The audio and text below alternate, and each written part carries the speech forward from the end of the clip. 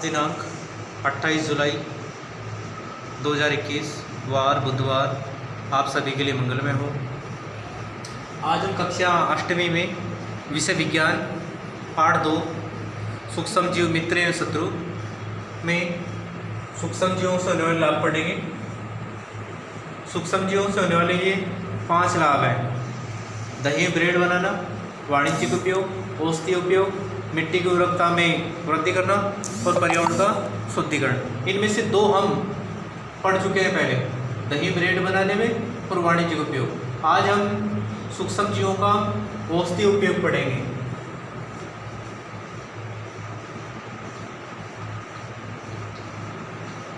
सूक्ष्म जीवों का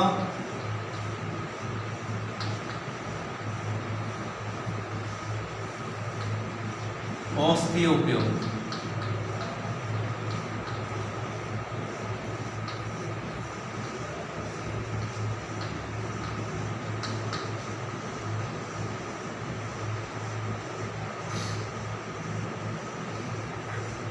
हम यदा महीने में, 2 महीने में, 3 महीने में कभी न कभी बीमार अवश्य हो ही जाते हैं, या हमारे घर परिवार के सदस्य बीमार हो जाते हैं तो हम डॉक्टर के पास जाते हैं। डॉक्टर हमसे उस बीमारी के लक्षण पूछता है, क्या परेशानी है। यदि उसको फिर भी समझ में नहीं आता तो वो फिर जांच करवाता है। ब्लड की जांच है या खून की है, मूत्र की, कफ की, इनकी जांच करवाता है और उसके अनुसार फिर निर्णय वो लेता है और फिर दवाइयाँ देता है और हम ठीक होते हैं। तो उनकी जो दवाइयाँ हैं, उन दवाइयों में क्या होता है, उन दवाइयों में हमको कोई या तो कोई गोली दे रहा है या फिर कोई कैप्सूल दे रहा है या फिर हमको कोई टीका लगा, वैक्सीन लगा रहा है, इंजेक्शन लगा रहा है। तो इनमें होते क्या है, जो गोली दी है या कैप्सूल दिया है, इनमें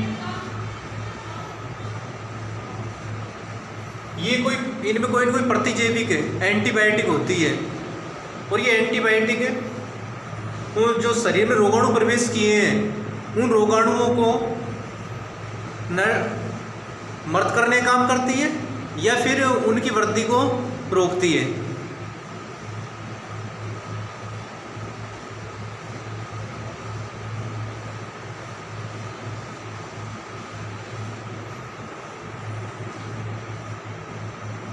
एंटीबायोटिक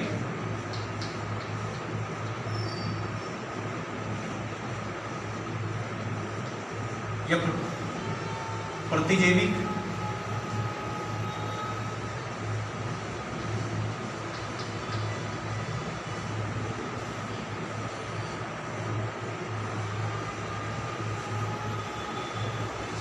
तो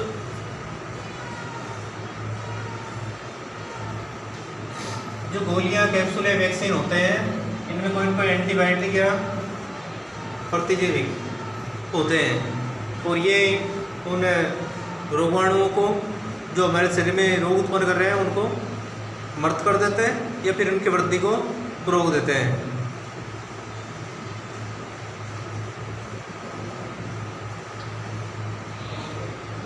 तो वे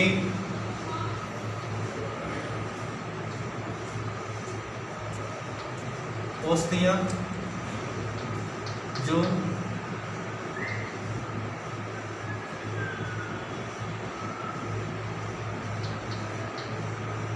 हमारे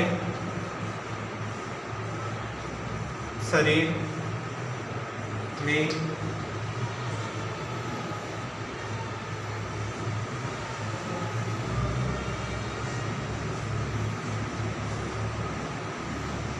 जीवाणु द्वारा होने वाले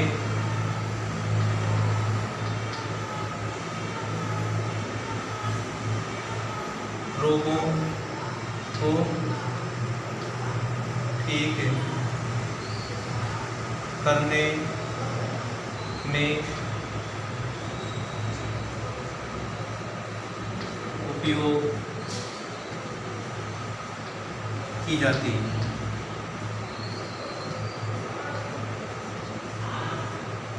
प्रतिजैविक या एंटीबायोटिक कहलाती है वे औषधियाँ जो हमारे शरीर में जीवाणु द्वारा होने वाले रोगों को ठीक करने में उपयोग की जाती है। प्रतिजैविक या एंटीबायोटिक कहलाती है। हमारे शरीर में क्या अन्य जो जंतु हैं, हमारे जो पालतू जानवर हैं, उनमें भी रोग होते हैं। हमारे कृषि पादप हैं, उनमें भी रोग होते हैं। तो उनको भी उपचारित करने में इन प्रतिजैविक का उपयोग किया जाता है। तो ये प्रतिजैविक किससे प्राप्त होती है हमें? ये प्रतिजैविक के स्रोत क्या है? प्रतिजैविक के स्रोत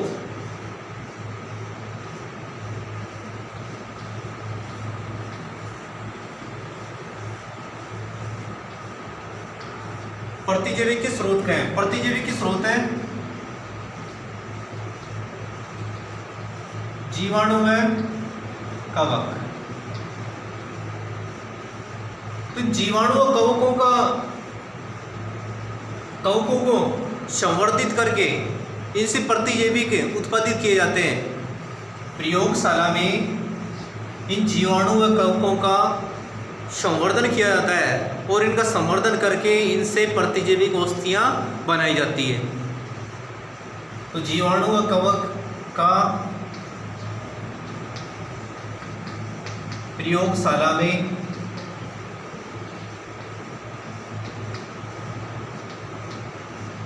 संवर्धन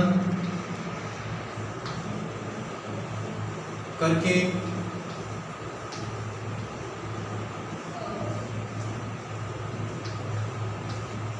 प्रतिजैविक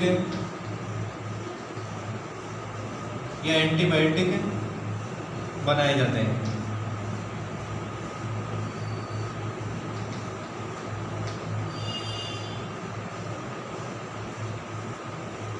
जो ये प्रतिजैविक होते हैं या तो इनके जीवाणु कवक के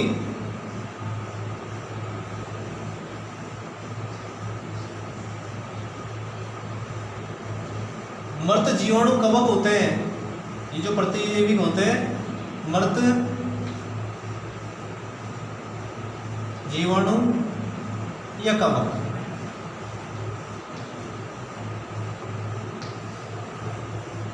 या इनके कोई उत्पाद होते हैं या निष्क्रिय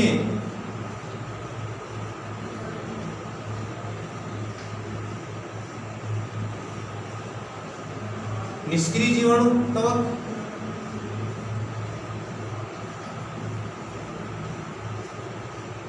होते हैं। जो प्रतिजैविक होते हैं गोली के रूप में या कैप्सूल के रूप में या फिर वैक्सीन के रूप में, ये इनमें मृत जीवाणु या कवक या निष्क्रिय जीवाणु कवक या इनके उत्पाद होते हैं।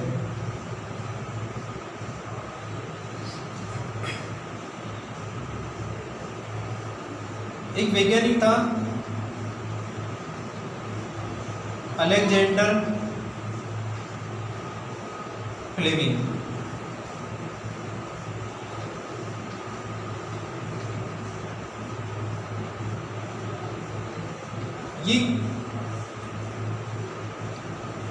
ये जो अलेक्जेंडर फ्लेमिंग था वैज्ञानिक, ये प्रयोगशाला में जीवाणु द्वारा होने वाले रोगों से कैसे बचा जाए इस पर जीवाणु का संवर्धन कर रहा था। प्रयोगशाला के अंदर जीवाणुओं का संवर्धन, जो रोग उत्पन्न करते हैं रोग कारक सूक्ष्म जीवों का, जीवाणुओं का संवर्धन कर रहा था। ये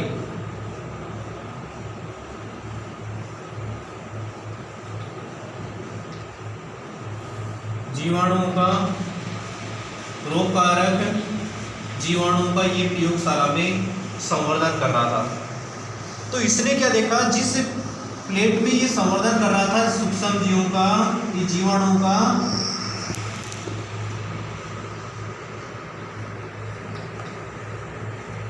इस प्लेट के किनारों पर इसने छोटी छोटी गोलाकार संरचनाएं देखी। जो प्लेट है इसके किनारों पर छोटी गोलाकार संरचनाएं देखी। ये हरे रंग की संरचनाएं थी।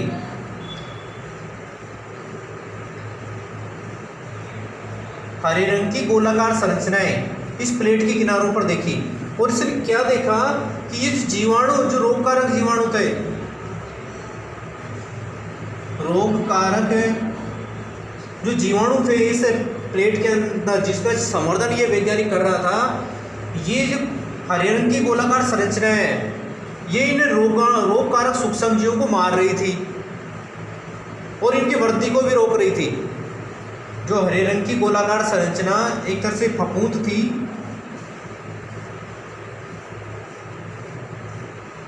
उस फफूंद का नाम है फफूंद या कवक।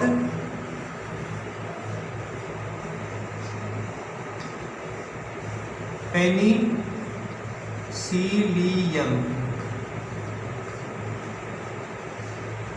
जो हरे रंग की गोलाकार संरचनाएं फफूंद या कवक में जो थी वो पेनिसिलिन कवक थी। ये पेनिसिलिन कवक है, इन संवर्धन कर रहे जीवाणुओं की वृद्धि को रोक रही थी। ये पेनिसिलिन कवक इन जीवाणुओं की वृद्धि को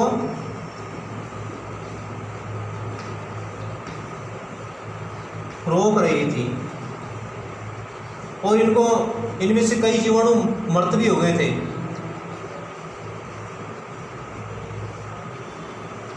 जीवाणुओं को मार रही थी।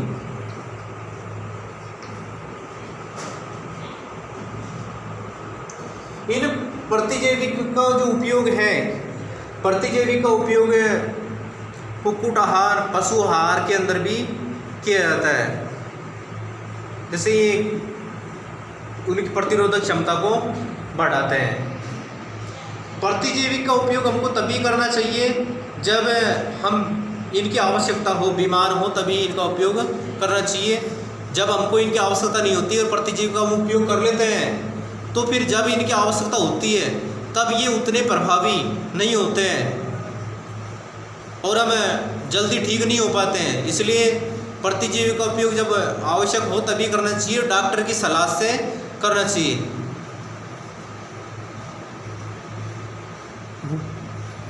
ठीक, धन्यवाद।